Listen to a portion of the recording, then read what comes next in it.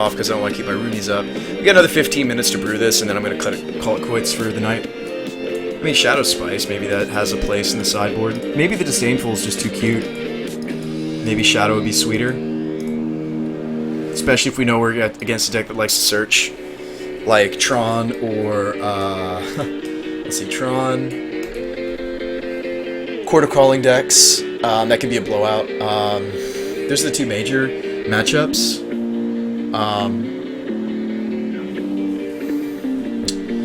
I like the Tidebinder mages. I'd maybe like more. Like maybe that's spicier than the second Electrolyze is 2 Tidebinder mage, and just really shore up the Tarmogoyf or red creature kind of decks. I mean, Goyf is the big thing you want to Tidebind because it's just such a great. They spend 2 mana for Goyf, you spend 2 mana for a Tidebind, and then if they do have the bolt,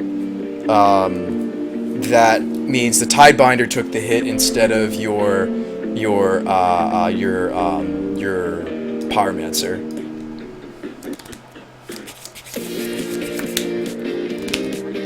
I think so too, Angel. I think every land drop's gonna matter. What I kind of wanted to do is I wanted to kind of, because I know we don't own Blood Moons, right?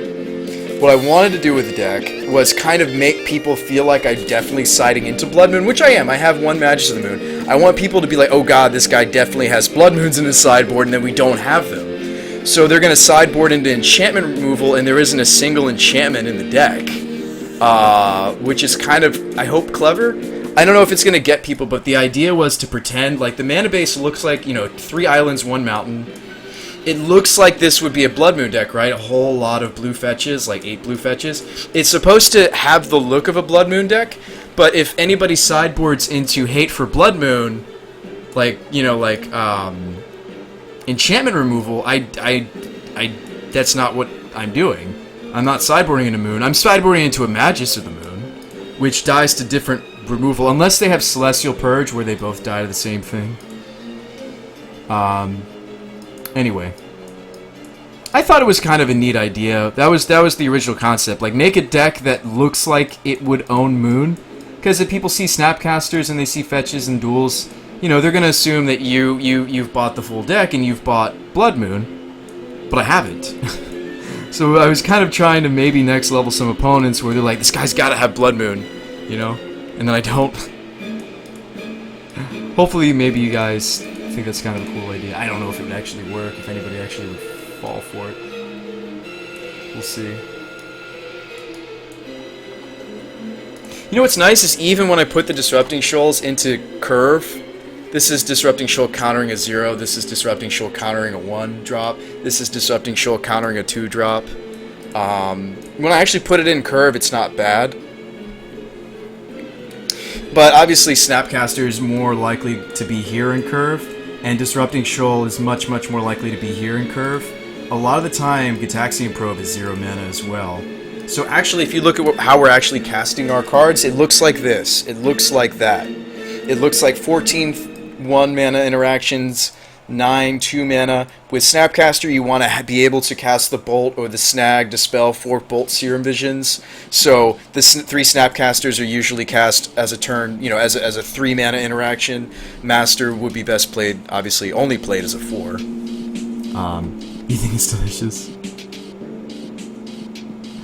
Yeah, the idea Joker's Girl was like, they're gonna assume I have Blood Moon, and I don't. I have a Magus of the Moon somebody donated to the stream. Or no, we're borrowing that Magus, excuse me. Ape is letting us borrow his Magus of the Moon because I was playing Lumberjack. Well, I was gonna give him a shout out, he's not here right now. I try to remember, actually I wrote that down so I can't forget.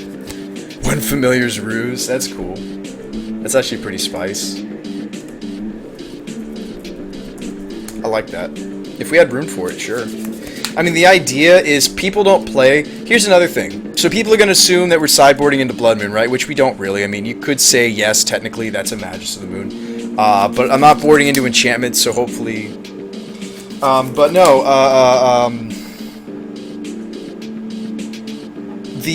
nobody's really used to playing around Disrupting Shoal in Modern. Next level trickery at its finest.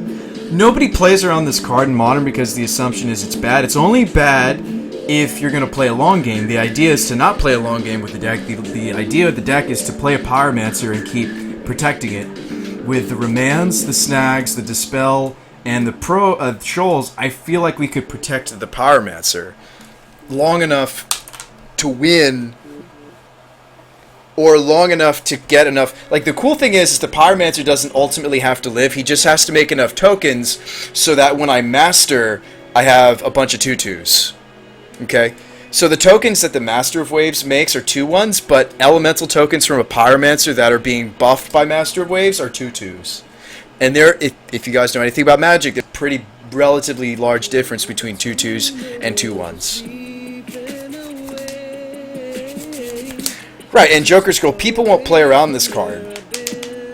People won't play around it. Like, if I slam Lava Man and they're like, okay, I'm going to bolt that, I'm like, okay, I'm going to Disrupting Shoal, pitch Gitaxian, or Disrupting Shoal, pitch Serum, or I'm going to Disrupting Shoal, pitch Snag or Dispel. What are you going to do now?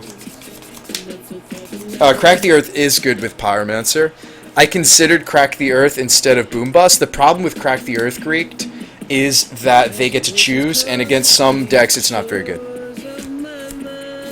That's a different deck, Happy Trees.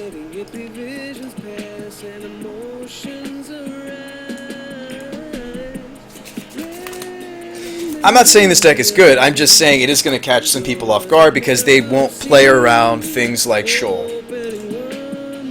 They won't really be thinking about the 1/1s as super dangerous. Like, usually when you fight Pyromancer, all you have to do is answer the Pyromancer, and then you can usually wait out the 1/1s. But if I slam Master after I have a board of like a Snap, or Crag, or Kira, or Sig, you know, any other blue card, not only are we getting some number of tokens from the Master, but he's going to pump the tokens left over from the Pyromancer. If the Pyromancer lives, it's just going to be disgusting. Like, if you can keep both the young Pyromancer and a Master of Waves alive, it's disgusting. But even if they remove the Pyromancer, a Master coming down, let's say you made 2 or 3 tokens, right? Let's be realistic here. Maybe we made 2 or 3 tokens off the Pyromancer with the Shoals and the Probes and everything. We kept him alive as long as we could, right? What's going to happen in the late game is I slam the Master. Okay, you slam the Master, and then all of a sudden it's like, oh, well, those little 1/1s I didn't care about before, now they're 2/2s. You know? So that was kind of the initial concept of the deck, was a Master plus Young Pyromancer deck. This is where I started. I started here. But I thought about Selkie. We talked about Selkie, Joker. The 1/1 Island Walk. It's a different deck. That's like, you would need, Cold-Eyed or Wistful? I don't own Vial, though, Happy Trees, and it's expensive.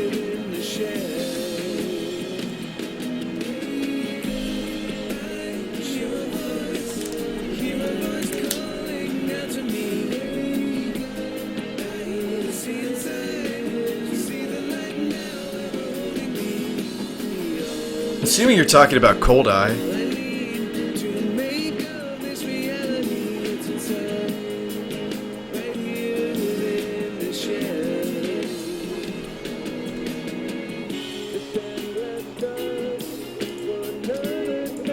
Anyway, it was just a fun concept. I just wanted an excuse to play Electrolyze again. I missed that card. I wanted an excuse to play it again. Everybody's all about that Cola's command right now, but I wanted an excuse to play Electrolyze because I really like the card. Don't get me wrong, Kolaghan's command is fun too. I mean, that's another card we could splash in here. It just doesn't pitch to Disrupting Shoal.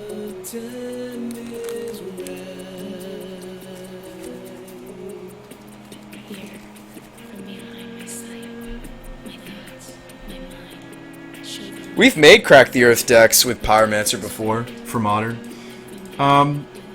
I think before we close, I'm going to pull up Pod one more time, and we'll briefly go over how it did tonight. It went great. We prized. I was really excited. We went 2-1. So our wins were against, what? What were they playing? We played, round 1 was Storm. DJ Presby, thanks for the follow, man. Appreciate it. We had a really successful stream today, guys. I mean, we raised 50. We had somebody donated $50 to the Children's Miracle Network Hospital. Let me pull that up real quick.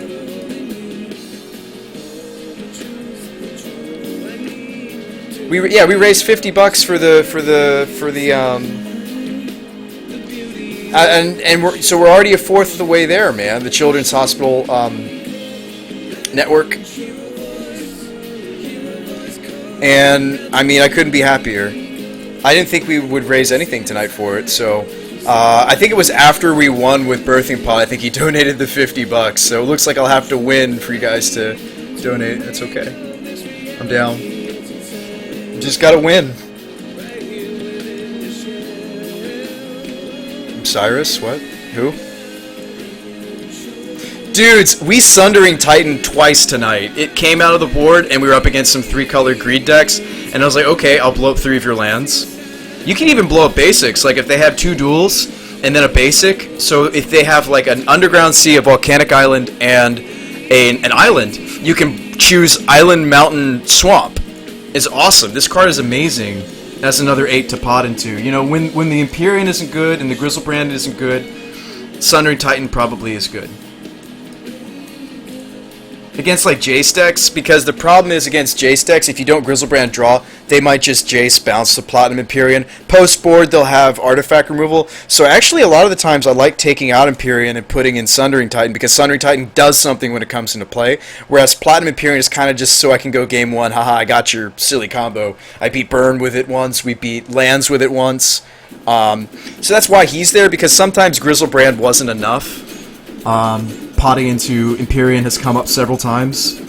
Yeah, there's other decks this beats. You can pot into this against Storm. It's a more guaranteed way to win against like Storm, because your life total can't change. They can't drain life off of Tendrils, and they can't kill you with Goblins either. So good. Yeah, we blew up 3 lands twice tonight. We Sunderinged twice, Joker's Girl. If you want, after I get off in 3 minutes, we gotta play closing song. It's closing time. Promised my new roomies I'd go to bed, or stop streaming at least at 11. So we're going to be on a new schedule. Guys, I'm going to stream earlier from now on. Just because school is coming up, and we got to get into the swing of things. It's not really summer for much longer. Summer schedule. Just giving you guys a heads up. I'm going to start streaming earlier, okay? Just letting you know.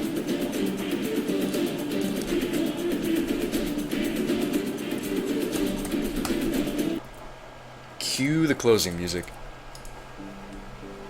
Piss on all those haters with the Empyrean. One of your deck names is Party in the USA.